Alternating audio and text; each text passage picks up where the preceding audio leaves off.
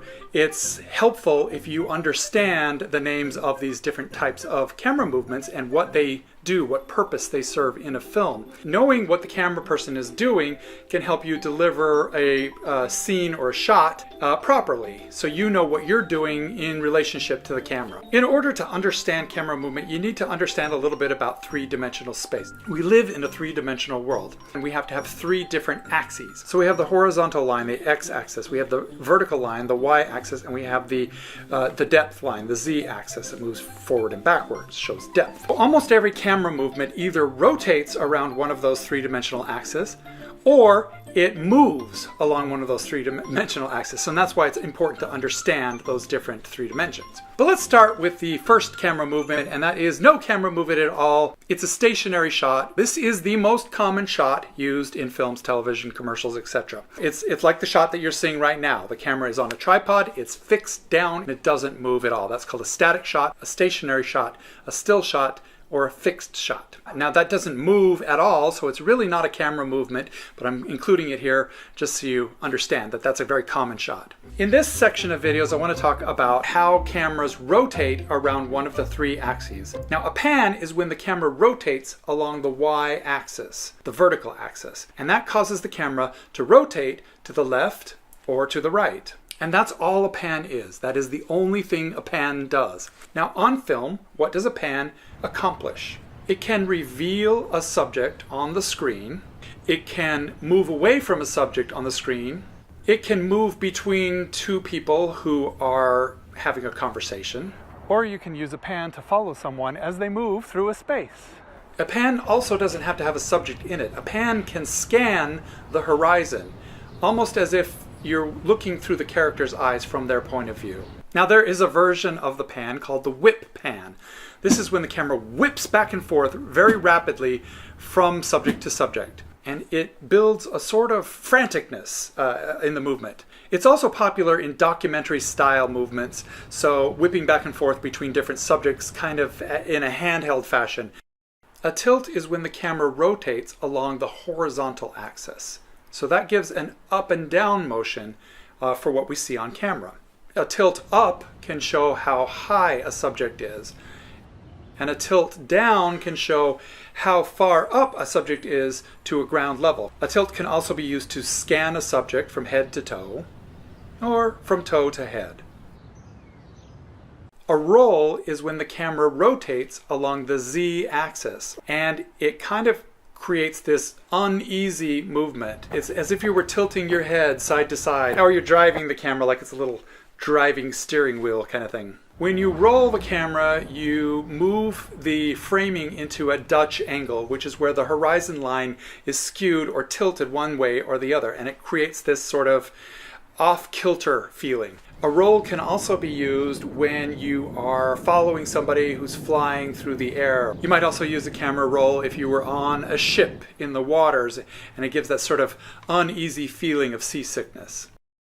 An arc shot is a rotation of the camera. Now this time the camera is not fixed in space. Basically what you're doing is you're putting the subject as the anchor point, and then you are arcing the camera around them. Sometimes a camera arc can go over the subject, in which case the camera would flip upside down. Now if you go all the way around a subject, that is called a 360 camera. Now we're going to talk about directional movements where the camera moves along a directional axis. Okay, the first one is called a push-in, and this is when the camera actually physically moves in space forward along the z-axis. Now in a film, this is used to bring us closer into the dialogue. So it usually is used in a long, slow push-in when a character is getting more intimate and the camera's just slowly pushing in and getting closer and closer.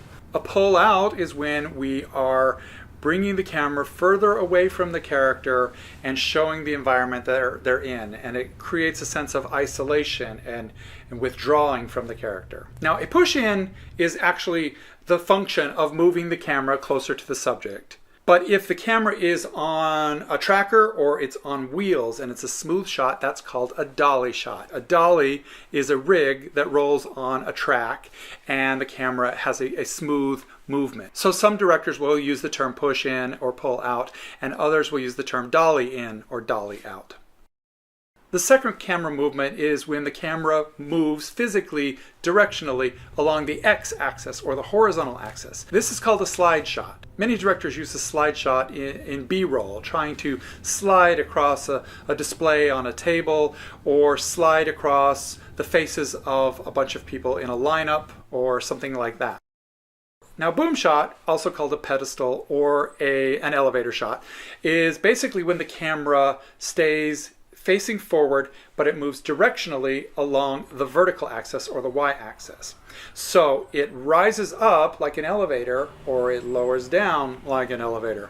A boom shot serves a similar purpose to a tilt in that it can scan a person from head to toe, but it's a little bit different than a tilt in that it's not rotating the camera. If you have the camera at somebody's face level, for instance, and you tilt down, their feet look really small. Whereas if you boom down, the feet remain the same size in the frame as the head. The next series of camera movements all involve the lens of the camera.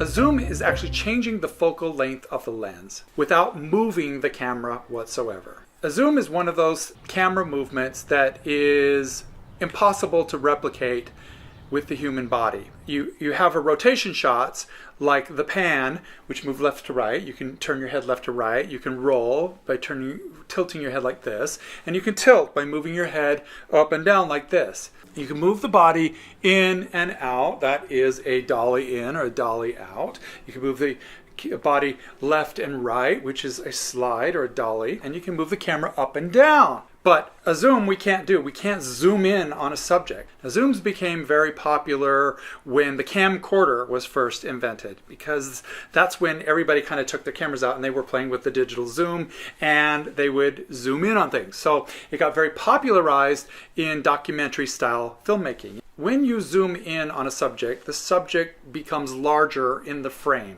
It feels like you're moving closer to the subject, but the camera actually stays the same. And what happens is the background and the foreground kind of flatten out. And there's very little perspective in a zoom shot.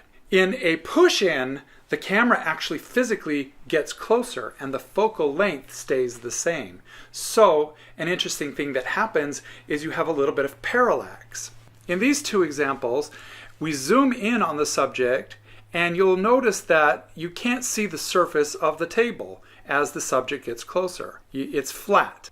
In a push-in, we start to see the top of the table and there's a sense of depth involved. So that's kind of a subtle difference between a zoom and a push-in. A crash zoom is a very fast zoom. It's when you zoom in and out on an object and things just zooming in really fast. That's called a crash zoom. Now the next lens movement is not really a movement, and it's called a rack focus. This is when you change the focal depth within a single shot. At first focusing on something in the background and then racking or pulling the focus to the foreground, or vice versa. There's really no movement in the camera whatsoever. The movement all comes from the focus. But I'm including it here because there is a perceived movement from one subject in the background to a subject in the foreground. Now the last focal related movement is called a dolly zoom. And it's basically the combination of a zoom in and a dolly out or a pull out at the same time. Or you can reverse it and say zoom out and dolly in at the same time. So essentially the camera is moving closer to the subject while the camera lens is zooming out. And that creates a situation where the subject that is being focused on stays the same size in the frame, but the background appears to increase in size or decrease in size depending on which direction you're going. This is a type of movement that was popularized by Hitchcock in the movie Vertigo and then later used by Spielberg in the movie Jaws. The next section of movements all follow a subject in certain ways. A tracking shot is where the camera follows a subject as they move throughout space. The camera operator just follows and keeps a constant distance from the subject. A tracking shot generally follows the subject, but if you reverse it and put the camera in front of the subject, that's called a reverse tracking shot. So basically the camera is leading the subject as they move through the space. In both a tracking or a reverse tracking, the camera stays roughly the same distance from the subject throughout the entire movement. When I talked about sliding shots move right and left. If it is following a subject, say a person walking down the street, it is called a truck shot or a trucking shot. It also is referred to as a crab shot. Now the reason it's called a truck shot is because often you're following somebody down a city street and you're in a truck and the camera's pointed at them as they move down. So it's trucking along with that person. And it's called a crab shot because if you're walking as a cameraman, you're walking sideways like a crab as you hold the camera. Now, some films will start by tracking a person, and then they will move to the side and truck along with them, and then they will move to the front and reverse track for a while. So you can use these different shots together to create interesting movements in your film. The next section of shots are all generalized movements where the camera is free to move in various ways.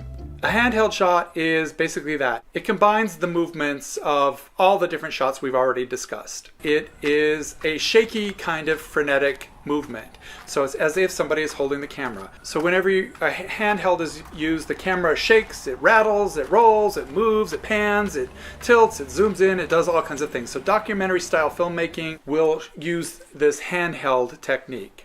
A Steadicam shot is a version of a handheld shot, and this is where the camera is on a Steadicam rig, which kind of keeps that motion flowy in nature.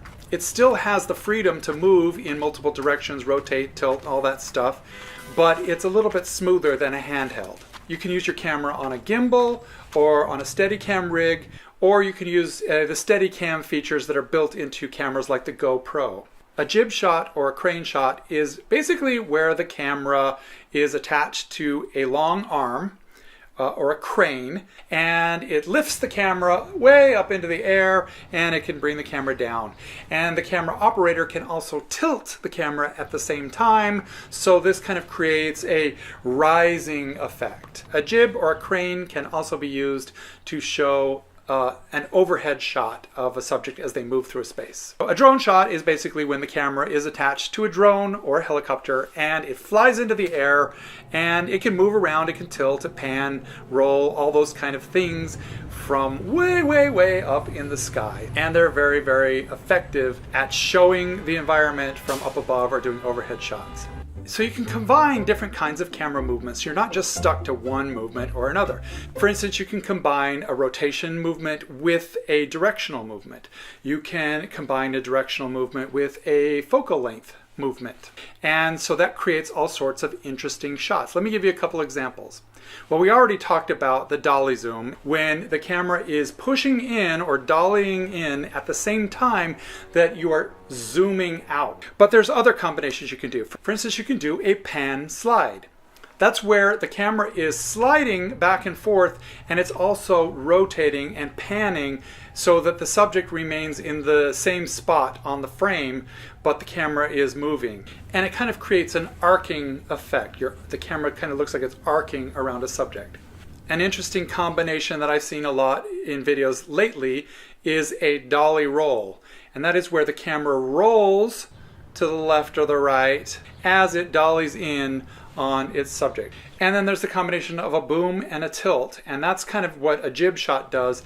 If you are rising up from the subject and tilting down at the same time, then it looks like you're flying up into the air and then looking down upon the subject. Directors of photography will play around with interesting camera movements and combinations of camera movements to get weird and interesting shots. And guess what? We are done with the camera movements.